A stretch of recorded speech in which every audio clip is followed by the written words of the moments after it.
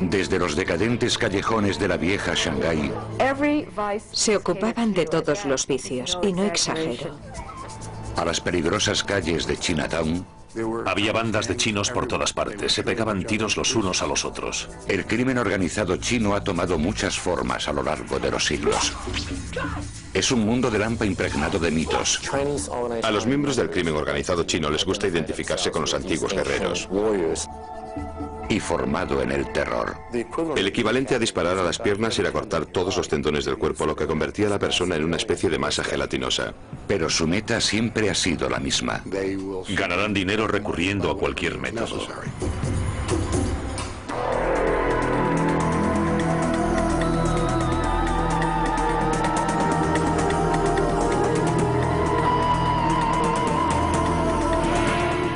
El crimen organizado. Episodio cuarto. La mafia china. 17 de diciembre de 1999. 12 hombres de la provincia china de Fujian se abren camino hacia una zona de carga y descarga próxima al puerto de Hong Kong. Los dirigen varios cabezas de serpiente, mercenarios criminales especializados en el contrabando de inmigrantes ilegales. Por un precio exorbitado, los cabezas de serpiente van a colar a los hombres en un barco que se dirige a los Estados Unidos, pero no como pasajeros, sino como carga. Amparándose en la oscuridad, los cabezas de serpiente meten a los hombres en lo que será su hogar durante las próximas 2 semanas. Un contenedor de carga de 3 por 12 metros. No creo que la gente que se mete en esos contenedores sea totalmente consciente de las circunstancias en las que van a viajar. Creo que están tan preocupados por llegar aquí que están dispuestos a correr cualquier tipo de riesgo. Después de unas horas, se termina de cargar y se cierran las puertas. El contenedor va cubierto por un toldo que permite que entre aire durante la travesía. Después podrán cortarlo, lo que permitirá salir a los hombres cuando lleguen a su destino, Seattle, Washington. Su única forma de contacto con el mundo exterior es un móvil, que deberán usar para contactar a su llegada con los cabezas de serpiente de Seattle. Sus únicas comodidades son unas pocas y vitales provisiones. Este contenedor en concreto tenía edredones, agua, alimentos, galletas de arroz y recipientes para eliminar excrementos. Al día siguiente, el contenedor, propiedad de una naviera con base en Tokio llamada NIK Limited, es introducido en la bodega de un barco llamado OOCL Faith.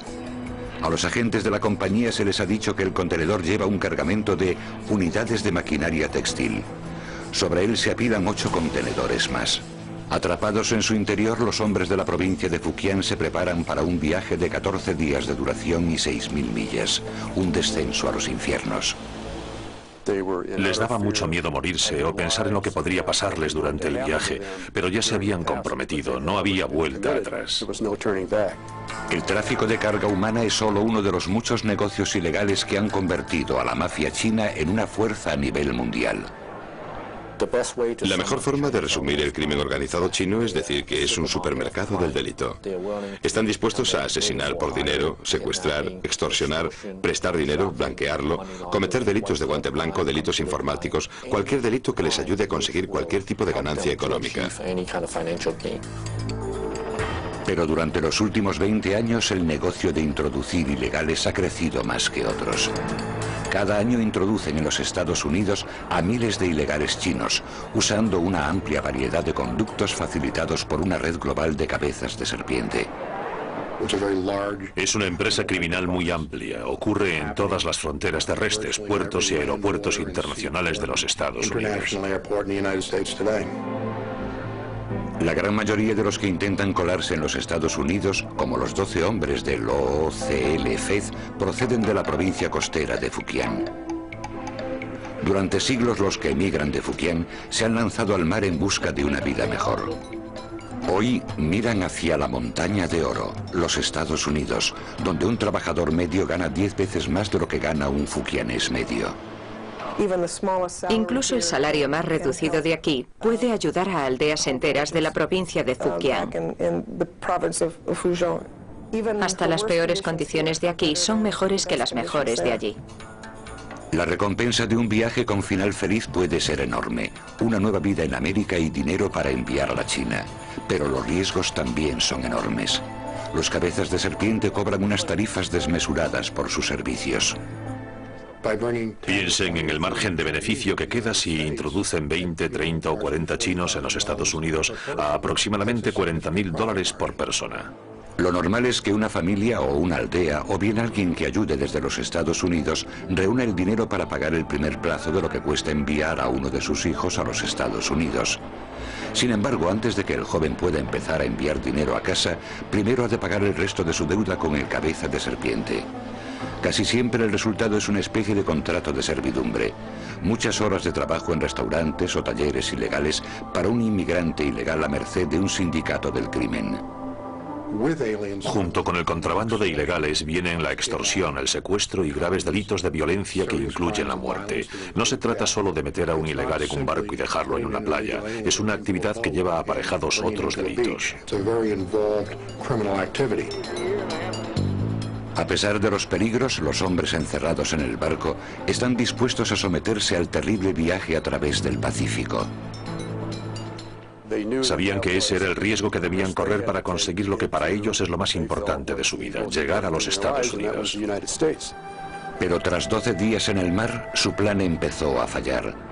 El 29 de diciembre de 1999, la naviera NIK se enteró de que los contenedores que decían llevar unidades de maquinaria textil y que iban en un barco que había atracado cerca de Los Ángeles, en realidad llevaban ilegales chinos. La compañía se puso en contacto con el Departamento de Inmigración para informar de que había otros envíos similares.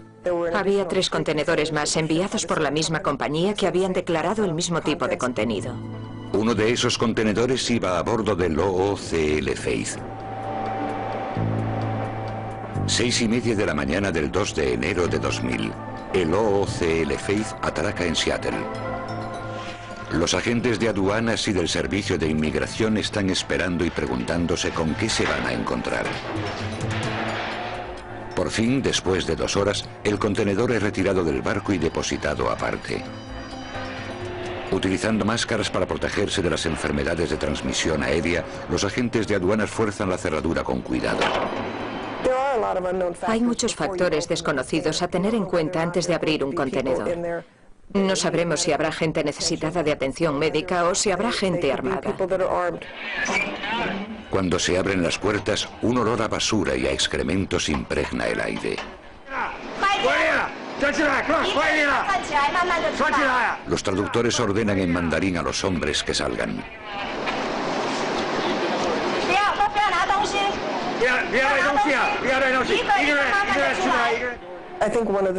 Una de las cosas que más me afectó fueron las deplorables condiciones en las que esa gente tuvo que viajar. Me cuesta mucho aceptar el hecho de que alguien sea capaz de hacerle eso a otros seres humanos por dinero. Por suerte, los 12 hombres habían sobrevivido al viaje. Pero ahora se enfrentaban a un viaje de otro tipo. A 4 semanas y 6.000 millas de su casa, quedaron bajo la custodia del Departamento de Inmigración que los detuvo por polizones. Esa semana, el OOCL Faith fue uno de los 4 barcos que llegaron a Seattle con carga humana en sus bodegas. El Departamento de Inmigración arrestó a 3 cabezas de serpiente involucrados en la operación, 2 de los cuales fueron condenados a 2 años de cárcel. Pero aunque el Departamento de Inmigración haya acabado con una organización dedicada a la introducción de ilegales, el problema es que continuamente se forman nuevas redes. Yo suelo decir que el crimen organizado chino es como el virus de la gripe, porque mutan constantemente para formar grupos distintos y alianzas diferentes, por lo que resulta muy difícil investigarlos. Hoy, en todo el mundo operan cientos de esos grupos. Pero los orígenes del mundo del hampa chino se encuentran en un grupo concreto. Un sindicato del crimen secreto con un misterioso y mítico pasado, las Triadas.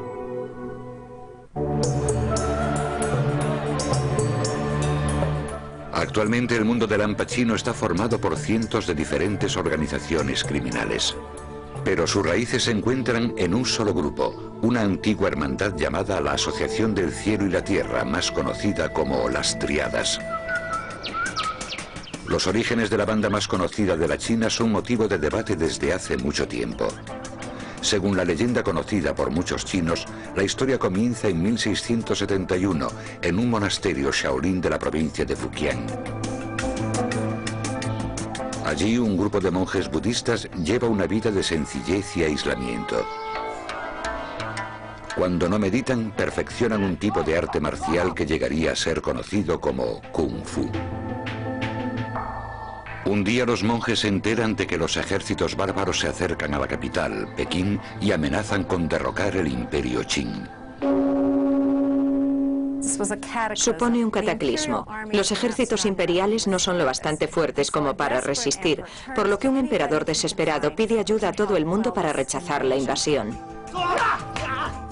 Llevados por el deber patriótico, los monjes del templo Shaolin responden a la llamada utilizando el Kung Fu para rechazar a los bárbaros sin perder ni un solo hombre. Un agradecido emperador ofrece a los nuevos héroes riquezas y títulos nobiliarios, pero los monjes lo rechazan. En cambio, regresan a su aislada vida en Shaolin sin pensar la traición de los asesores del emperador. Los malvados altos cargos que rodeaban al emperador les sugirieron que si habían hecho aquello podrían hacer cualquier cosa, así que sería mejor librarse de ellos. El emperador, que era manchú y no chino, actúa con rapidez temiendo una rebelión interna.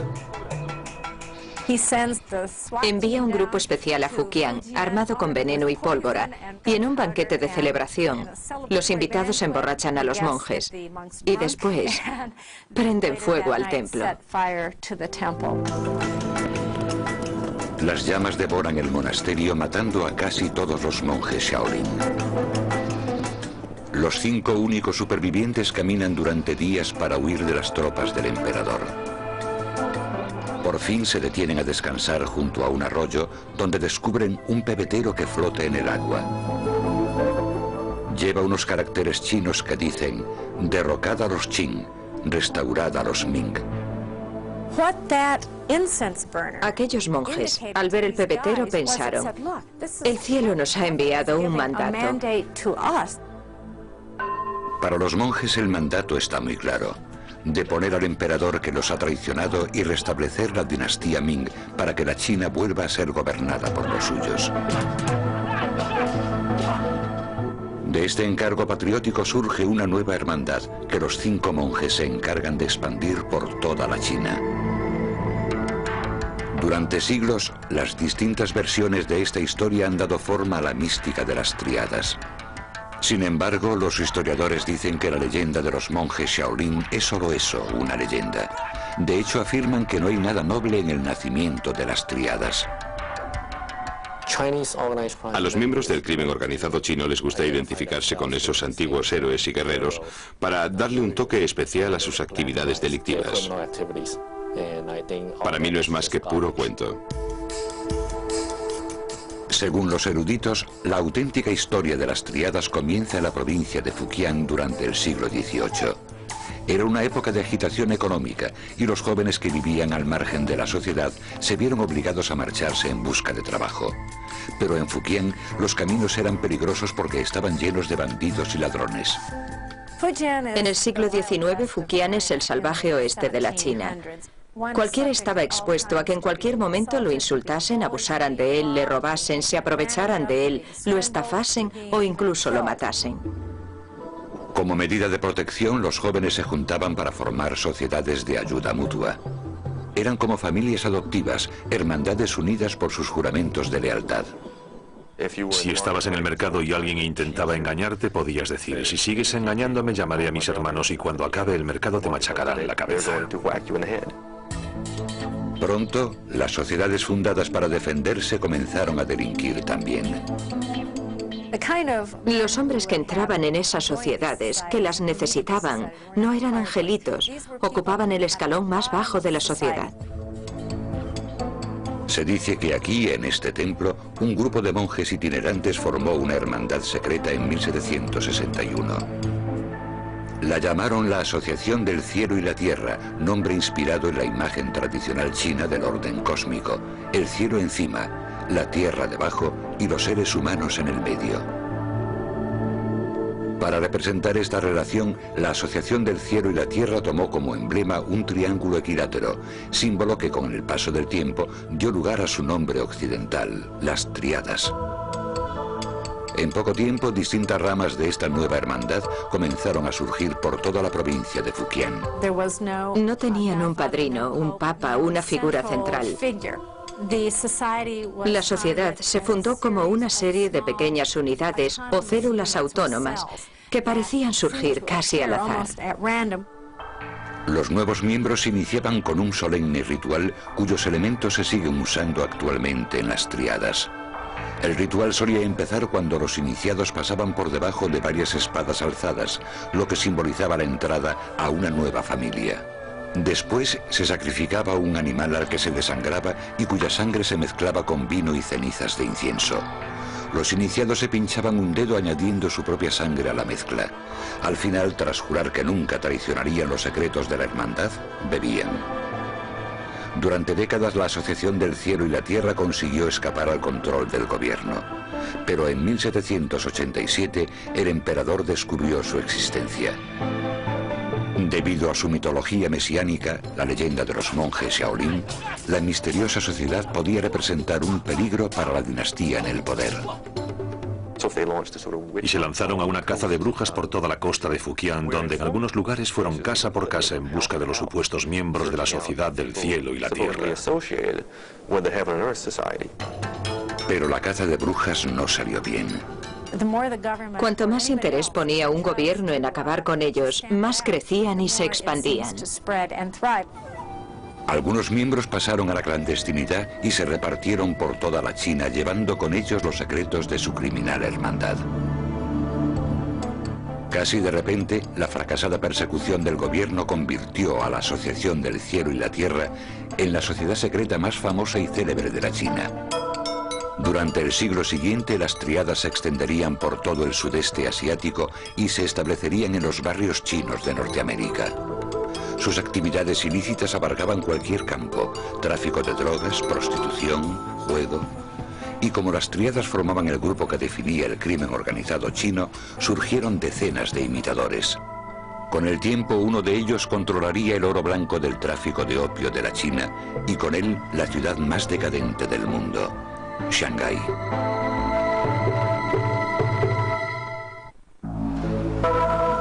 A principios del siglo XX, al igual que hoy, Shanghái era la ciudad más cosmopolita de la China continental. También era la más peligrosa, decadente y corrupta. Era un lugar de la China donde lo oriental se juntaba con lo occidental, provocando todo tipo de excesos.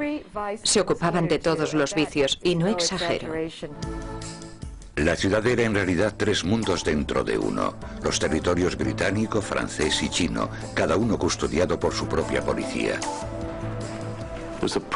Era el caldo de cultivo perfecto para la delincuencia. Un bandido podía delinquir en una jurisdicción y escaparse a otra para evitar ser arrestado. Con el paso del tiempo, una única banda dominaría el próspero mundo de Lampa de la ciudad. Y un ambicioso gángster se convertiría en el señor del crimen más poderoso que la China ha visto jamás. Con el auge de las Tríadas a finales del siglo XVIII, las sociedades secretas comenzaron a surgir por toda la China. Una de las mayores era la famosa Banda Verde. La Banda Verde comenzó siendo una asociación benéfica para los barqueros que trabajaban en el Gran Canal, la vía fluvial interior por la que se transportaba el arroz de los impuestos desde el centro de la China a Pekín. Cuando la llegada de los barcos de vapor dejó sin trabajo a los barqueros, muchos se dirigieron a la ciudad. Los componentes de la Banda Verde comenzaron a llegar a Shanghái, donde al principio fueron obreros normales, pero después comenzaron a tomar parte en los negocios ilegales de la ciudad. Gracias a su experiencia en navegación y transporte, los componentes de la Banda Verde se abrieron camino en el próspero tráfico de opio. El opio era el mayor negocio de Shanghái. Y de él dependían otros negocios ilegales auxiliares, robo a mano armada, prostitución, juego, préstamos ilegales, etc. A mediados de los 20, los miembros de la Banda Verde controlaban los negocios ilegales de los 3 sectores de Shanghái. En una ciudad del tamaño del Chicago de Al Capone, la Banda Verde lo controlaba todo. La Banda Verde fue capaz en un periodo de tiempo asombrosamente corto de pasar de ser un grupo anticuado de hermanos del norte de la China a convertirse en la organización de criminales más poderosa del mundo. Y en medio de todo aquello estaba un gángster con más poder e influencias de las que Scarface podría haber imaginado, Du Yusheng. Du se crió huérfano y analfabeto en Pudong, una pobre aldea de campesinos al otro lado del río Huangpu, cerca de Shanghái. Llegó a la ciudad a los 14 años. De día el chico, conocido como Du el Orejotas, trabajaba en una tienda limpiando y pelando fruta. Por la noche se dejaba llevar por los vicios que ofrecía la ciudad, fumando opio y jugando. Era una persona inmoral y Shanghái era una ciudad inmoral.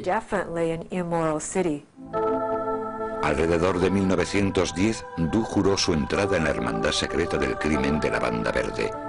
Poco después, el astuto y joven matón comenzó a trabajar para el poderoso jefe del sector francés de la ciudad, Wang Jinrong, o como le apodaban, Wang Picado de Viruela.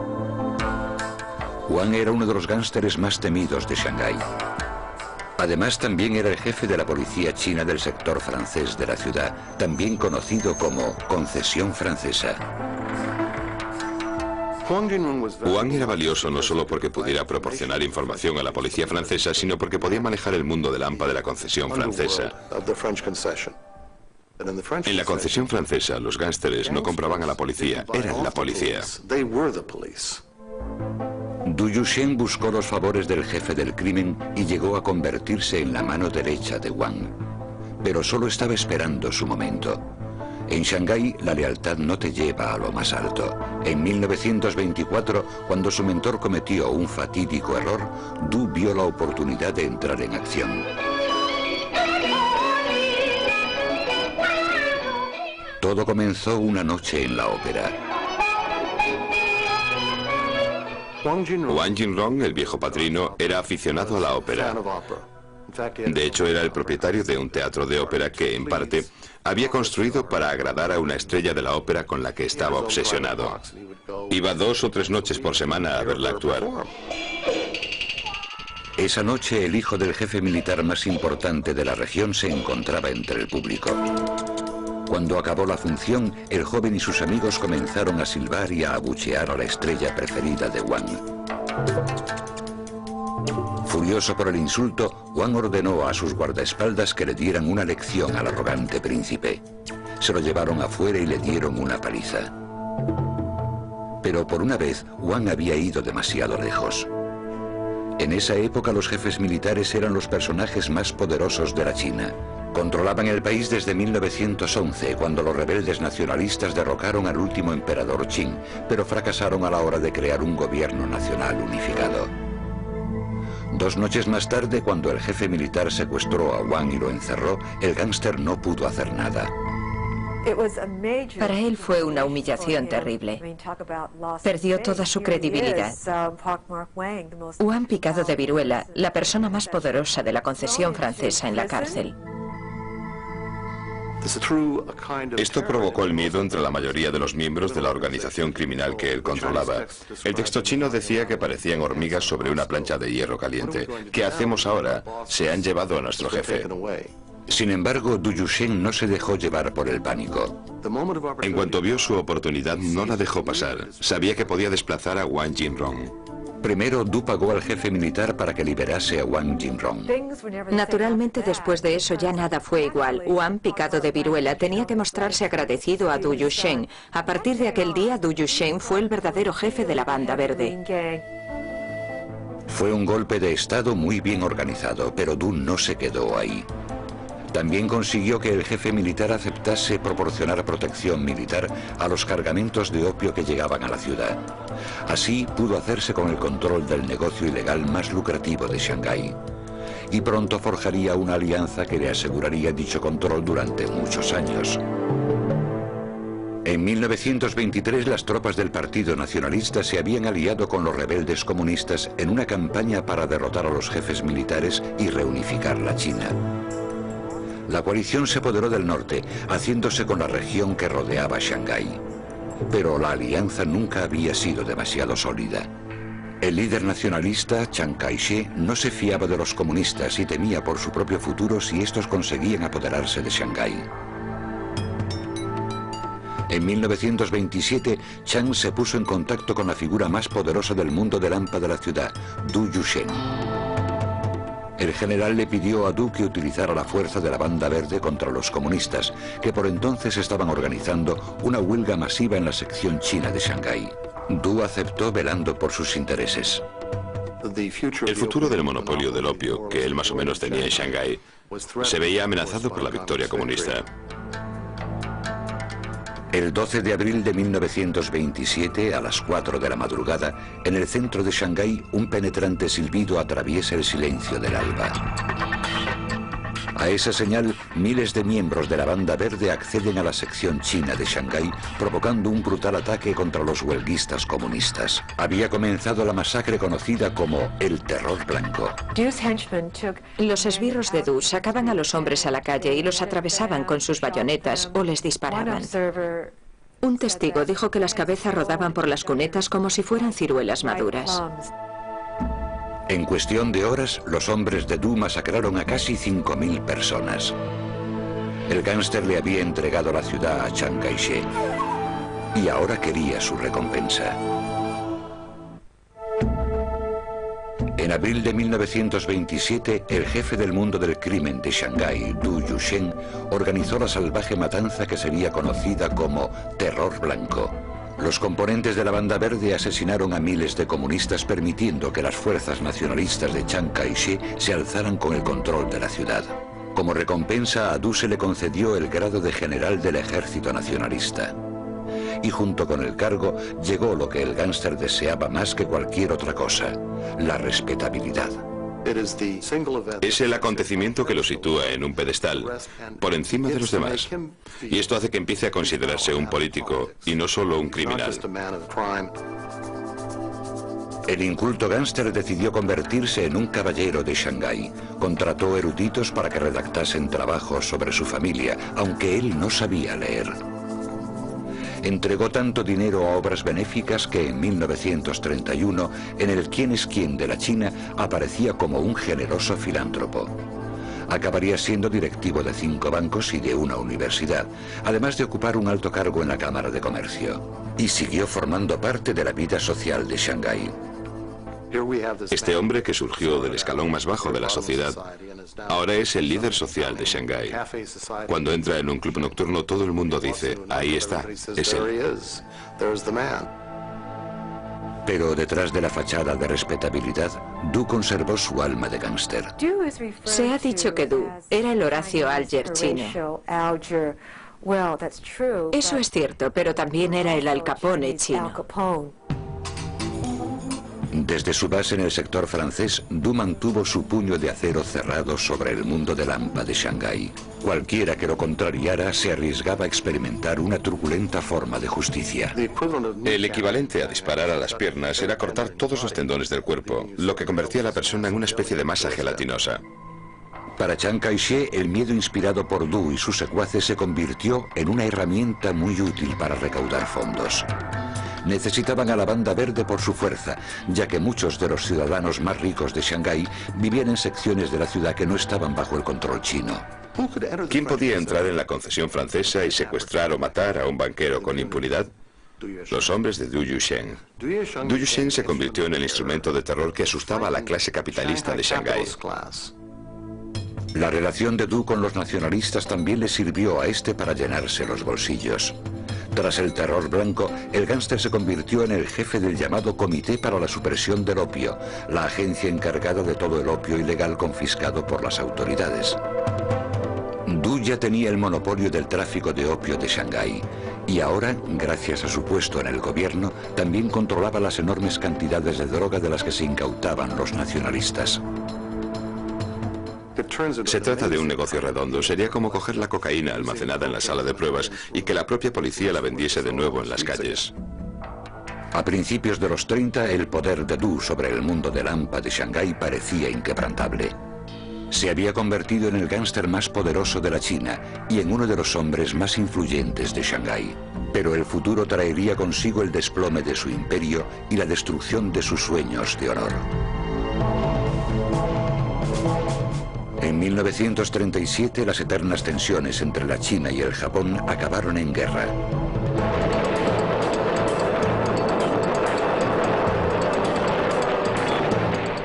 El 14 de agosto, los japoneses atacaron Shanghái. Los refugiados de la sección china de la ciudad huyeron a las zonas internacionales con la esperanza de eludir la amenaza japonesa. Viendo cómo cercaban su ciudad, Du Yuxian movilizó el mundo del AMPA. Los componentes de la Banda Verde lucharon en primera línea de fuego del ejército chino y formaron unidades de guerrilla para resistir la ocupación japonesa. Pero eso no bastó. Tras 3 meses de encarnizada lucha, Shanghái cayó.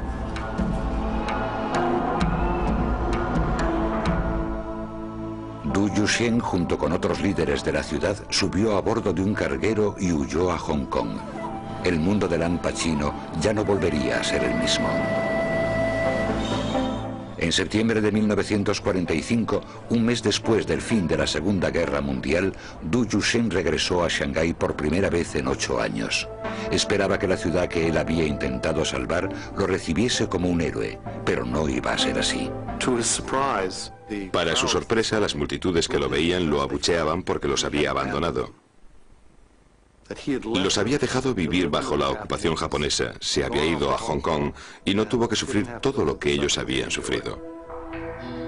En abril de 1949, cuando los comunistas de Mao Zedong empezaron a hacerse con el control de la China, Du se fue de Shanghái por última vez. Hacía mucho que había perdido su poder, algunos dicen que incluso estaba arruinado, y su salud se resentía tras varias décadas de abusar del opio. Murió en Hong Kong 2 años después, a los 66 años. Aunque entonces nadie lo lloró demasiado, su leyenda sigue viva. Du era la quinta esencia de Shanghái. Personificaba la ciudad.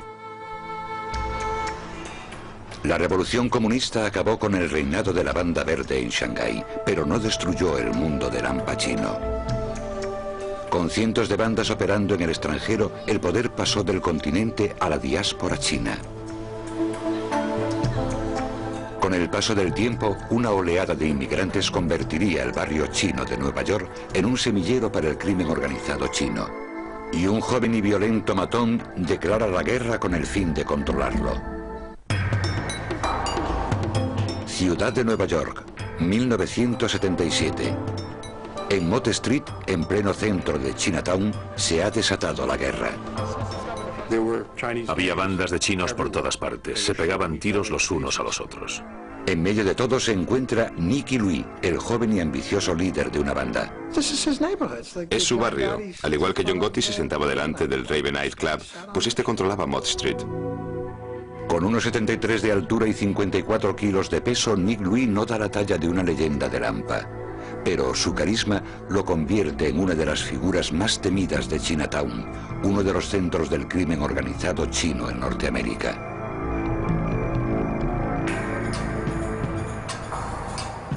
Jin-Po Louis llegó a Norteamérica cuando era un muchacho a finales de los 60. El que pronto sería conocido como Nicky formaba parte de una oleada de inmigrantes que empezó a llegar a lo que hasta entonces había sido un barrio tranquilo. Chinatown era una ciudad dentro de la ciudad de Nueva York. Se podía vivir en ella sin tener que hablar inglés y además se podía vivir muy bien. La población china presente en Norteamérica había permanecido estable desde 1882, cuando el Congreso aprobó la ley de exclusión china que prohibía más inmigración procedente de la China. Pero a principios de 1965, el Congreso invirtió dicha política, permitiendo que cada año entrasen en el país legalmente hasta 20.000 chinos. Casi de repente, Chinatown se vio tomada por los recién llegados de Hong Kong, Taiwán y la China continental. Muchos eran jóvenes, a menudo terriblemente pobres e incapaces de hablar inglés. No conseguían empleo, así que tuvieron que salir a la calle y buscarse la vida. Al poco tiempo empezaron a formar bandas callejeras, versiones americanizadas de las hermandades secretas de la China del 18, con nombres que sonaban a antiguo, como los dragones voladores o las águilas blancas. Era una oportunidad para ellos, y eso creó una especie de vacío de poder. Si estabas dispuesto a hacer cosas como amenazar a la gente con armas, podías ganarte la vida. Y aparece Nicky Louis. Violento y astuto, enseguida se puso al mando de una banda llamada Los Fantasmas. Mirabas a la esquina de una calle y a lo mejor había unos 20 o 25 fantasmas, pero aún sin conocerlo podías decir cuál de ellos era Nicky Louis. Era el líder, acudían a él para todo. Sabían que no podían ser Nicky Louis, pero podían vestir como él, podían caminar como él, podían decir que te jodan como él. Era un compendio de cómo actuar. Bajo el liderazgo de Nick Louis, los fantasmas pasaron de realizar pequeños hurtos al robo a mano armada y la extorsión. Sus blancos solían ser los restaurantes que bordeaban las calles de Chinatown. Se acercaban al dueño de un restaurante y le decían: este joven acaba de llegar de Hong Kong, ¿puedes emplearlo en tu restaurante? Y le daban un empleo de 100 o 150 dólares a la semana. El tipo aparecía 1 o 2 veces y ya no volvía nunca más, pero seguía cobrando. Eso es extorsión. Pero el ambicioso Nicky Louis tenía mejores planes. Quería hacerse con el control de todo Chinatown. Para ello tenía que forjar una alianza con una de las organizaciones que llevaban mucho tiempo dirigiendo los negocios ilegales de Chinatown, los Tongs. Los Tongs fueron los primeros que se establecieron en la década de 1860 como asociaciones benéficas para proteger de la discriminación a los trabajadores inmigrantes chinos. Se convirtieron en el centro de la vida de la comunidad en la mayoría de los barrios chinos, una combinación de banco, club social y ayuntamiento, pero no se limitaron a ser benéficos durante mucho tiempo. Algunos de los Tongs degeneraron en organizaciones criminales que dirigían prostíbulos, casas de juego, fumaderos de opio. En Nueva York, los elementos criminales del Tong On Leong habían controlado los negocios ilegales de Mott Street, la calle principal de Chinatown, desde el cambio de siglo. Pero a principios de los 70, la violencia entre bandas comenzaba a afectar a sus operaciones, sobre todo a sus lucrativas casas de juego. Para ponerle fin a esto, el Tong reclutó a una de las bandas, las Águilas Blancas, para hacerles de matones. Los fantasmas se quedaron fuera, obligados a operar en la periferia del barrio chino, pero eso no detuvo a Nicky Louis. La noche del 3 de marzo de 1973, el grupo de Nicky vio a un miembro de las Águilas Blancas, Arthur Ha, solo, de pie en Mott Street. Clavándole un arma en las costillas, los fantasmas lo metieron en un coche y se lo llevaron a uno de los muelles de East River. Allí lo ataron, lo llevaron hasta el borde del agua y lo arrojaron a las rápidas aguas. Su cadáver se recuperó varias semanas después. El asesinato de Arthur Ha conmocionó el mundo del AMPA de Chinatown. Demostraba que los águilas eran vulnerables, en lo que supuestamente era su zona geográfica segura. Poco después, el Tong On Leong contrató a los fantasmas como fuerza bruta. El control de Nicky Louis sobre Mott Street ya era completo, pero el éxito lo convirtió en un blanco. Le dispararon tantas veces que se decía que cuando se giraba para esquivar las balas por la noche, se oía el ruido metálico que hacían al chocar. Su habilidad para sobrevivir se convirtió en parte de su misterio y su dureza empezó a formar parte de un mito. Una de esas anécdotas legendarias ocurrió entre Nicky y un policía de Nueva York mientras el gángster yacía en el suelo sangrando tras haber recibido un disparo en el pecho. El detective le preguntó directamente: ¿quién te ha disparado? Y Nicky le dijo: ¿quién eres? Él contestó: soy del departamento de policía de Nueva York. Y Nicky le dice: que te jodan. Era un chico muy duro. Pero Nicky Louis no debía cuidarse solo de las bandas rivales. Después de que los fantasmas se apoderasen de Chinatown, no estaban contentos dentro de su propio grupo, porque algunos ganaban más que otros, así que había problemas dentro del propio grupo. La noche del 28 de agosto de 1978, Nicky se dedicaba a uno de sus pasatiempos preferidos, jugar al mahjong en el sótano de una barbería de Mott Street. No tuvo tiempo para reaccionar cuando un fantasma llamado Robert Shue, alias Patata, sacó una pistola y le pegó un tiro en la cabeza. Milagrosamente la bala no penetró en el cráneo. Nicky pega un salto y se pone a correr por entre los sillones de la barbería. Y esto es lo que él me contó. Oye el clic que hizo la pistola, lo que significa que o está vacía o se ha encasquillado. Pasa corriendo al lado del tipo y huye. Corre hacia Canal Street, hacia Elizabeth Street. Entra en la comisaría y dice, me han disparado. Él ya no sabía quién podía querer matarle, ¿no es cierto? 2 días después, Nicky Louis se despertó en el hospital rodeado de policías. Aceptó cooperar con las autoridades y testificar en contra del que iba a ser su asesino. Pero al hacerlo, tuvo que contar su propio historial delictivo, incluidos varios crímenes. Su testimonio se volvería contra él en 1985, cuando los fiscales lo utilizaron para acusar a Nicky Louis y a otros 24 fantasmas de participar en negocios ilegales. Se volvió contra él. Encerró al tipo que le había disparado, pero fueron sus propias palabras las que lo llevaron a declararse culpable a él también. En octubre de 1986, Nicky Louis fue condenado a 15 años de cárcel. Su caída y la desaparición de los fantasmas supuso el fin de una era en el mundo del Al Pacino. Ya no existe una definición clara de quién trabaja para quién y quién controla qué calles y qué negocios. Ahora es una especie de popurrí de asiáticos dispuestos a delinquir en una comunidad china.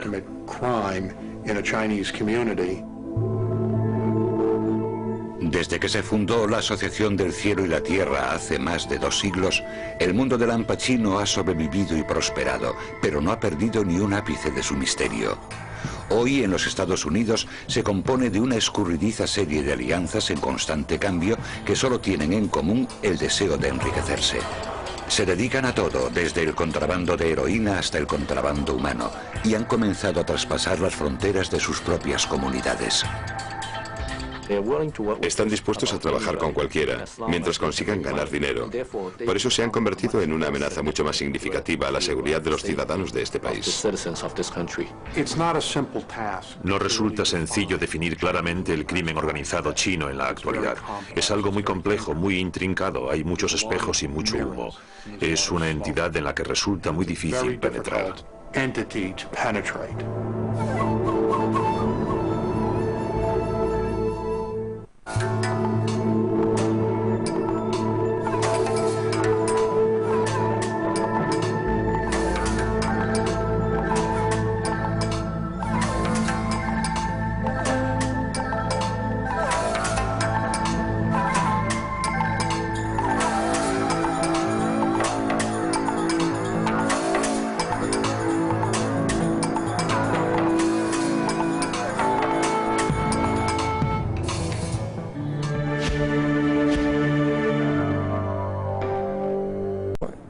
Hasta las peores condiciones de aquí son mejores que las mejores de allí. La recompensa de un viaje con final feliz puede ser enorme. Una nueva vida en América y dinero para enviar a la China. Pero los riesgos también son enormes. Los cabezas de serpiente cobran unas tarifas desmesuradas por sus servicios. Piensen en el margen de beneficio que queda si introducen 20, 30 o 40 chinos en los Estados Unidos a aproximadamente $40.000 por persona. Lo normal es que una familia o una aldea, o bien alguien que ayude desde los Estados Unidos, reúna el dinero para pagar el primer plazo de lo que cuesta enviar a uno de sus hijos a los Estados Unidos. Sin embargo, antes de que el joven pueda empezar a enviar dinero a casa, primero ha de pagar el resto de su deuda con el cabeza de serpiente. Casi siempre el resultado es una especie de contrato de servidumbre. Muchas horas de trabajo en restaurantes o talleres ilegales para un inmigrante ilegal a merced de un sindicato del crimen. Junto con el contrabando de ilegales vienen la extorsión, el secuestro y graves delitos de violencia que incluyen la muerte. No se trata solo de meter a un ilegal en un barco y dejarlo en una playa. Es una actividad que lleva aparejados otros delitos. Lleguen a su destino, Seattle, Washington. Su única forma de contacto con el mundo exterior es un móvil, que deberán usar para contactar a su llegada con los cabezas de serpiente de Seattle. Sus únicas comodidades son unas pocas y vitales provisiones.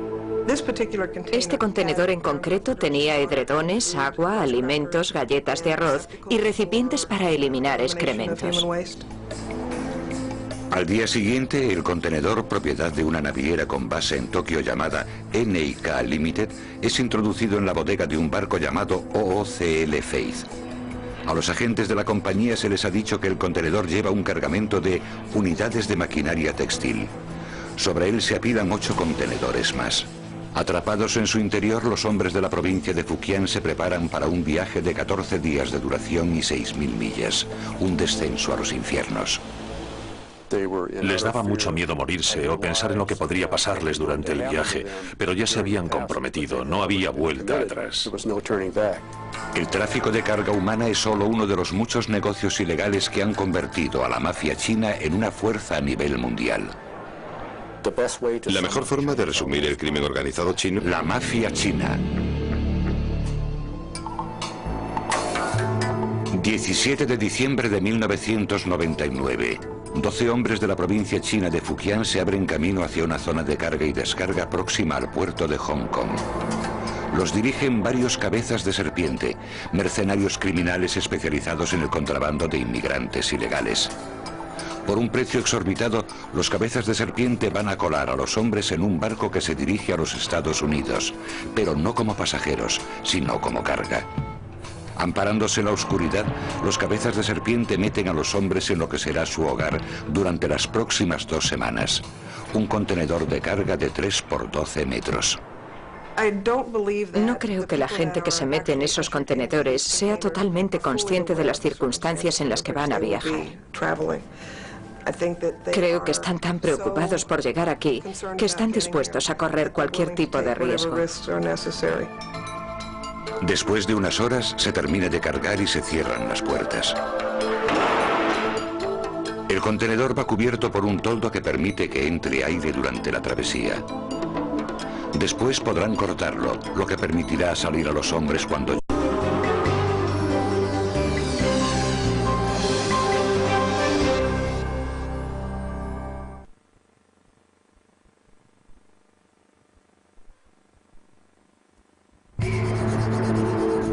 Desde los decadentes callejones de la vieja Shanghái, se ocupaban de todos los vicios, y no exagero, a las peligrosas calles de Chinatown, había bandas de chinos por todas partes, se pegaban tiros los unos a los otros. El crimen organizado chino ha tomado muchas formas a lo largo de los siglos.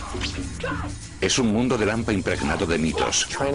A los miembros del crimen organizado chino les gusta identificarse con los antiguos guerreros. Y formado en el terror. El equivalente a disparar a las piernas era cortar todos los tendones del cuerpo, lo que convertía a la persona en una especie de masa gelatinosa. Pero su meta siempre ha sido la misma. Ganarán dinero recurriendo a cualquier método.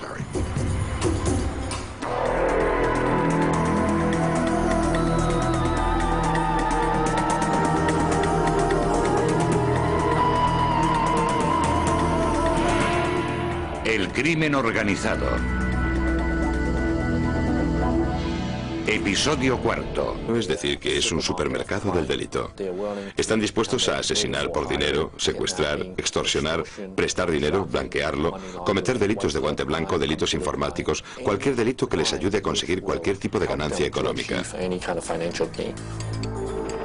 Pero durante los últimos 20 años el negocio de introducir ilegales ha crecido más que otros.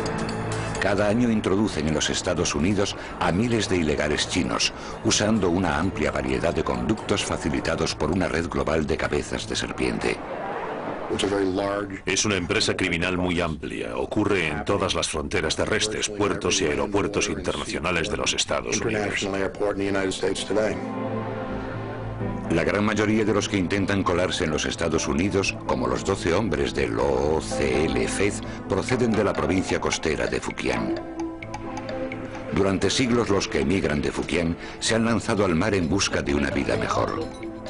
Hoy miran hacia la montaña de oro, los Estados Unidos, donde un trabajador medio gana 10 veces más de lo que gana un fujianés medio. Incluso el salario más reducido de aquí puede ayudar a aldeas enteras de la provincia de Fujian.